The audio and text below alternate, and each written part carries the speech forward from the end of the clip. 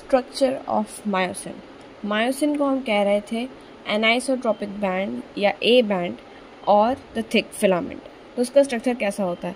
So myosin as a whole is actually a polymerise proteins, मतलब उसके कुछ units होते हैं और वो जब साथ में पॉलीमराइज करते हैं, जैसे हम कार्बन कार्बन को पॉलीमराइज करते हैं तो पॉलीथीन बन जाता है, तो उस तरह से पॉलीमराइज प्रोटीन होते हैं। इसके मोनोमेरिक यूनिट्स क्या होते हैं जिससे मायोसिन बनता है?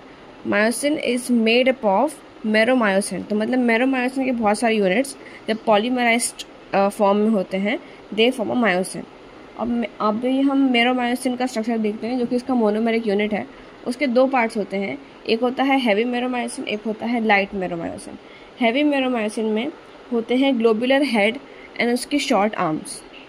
तो दैट जो ग्लोबुलर हेड है उसमें अगर हम स्ट्रक्चर में देखें दैट उसमें होता है कि एक्टिन बाइंडिंग साइट्स होती हैं, उसके पास एटीपी बाइंडिंग साइट्स होती हैं जिससे एटीपी ज्वाइन होता है ड्यूरिंग कॉन्ट्रैक्शन, और उसके पास जो ग्लोबुलर हेड है and the cross arm.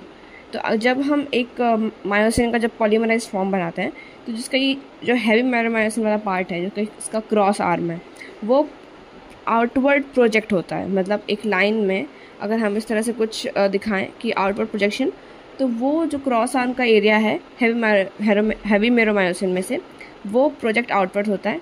Meanwhile जो लाइट मेरोमायोसिन है उसमें होता है टेल, और टेल इसकी जो पार्ट है जो कि इसके ग्लोबुलर हेड में से नीचे से अराइज हो रही है, जो फॉर्म करती है पॉलीमराइज्ड प्रोटीन की एक जैसे बैकबोन कह सकते हैं, या फिर एक लाइन जो फॉर्म होगी वो थ्रू द टेल फॉर्म होगी, इसको बोलते हैं लाइट मेरोमायोसिन।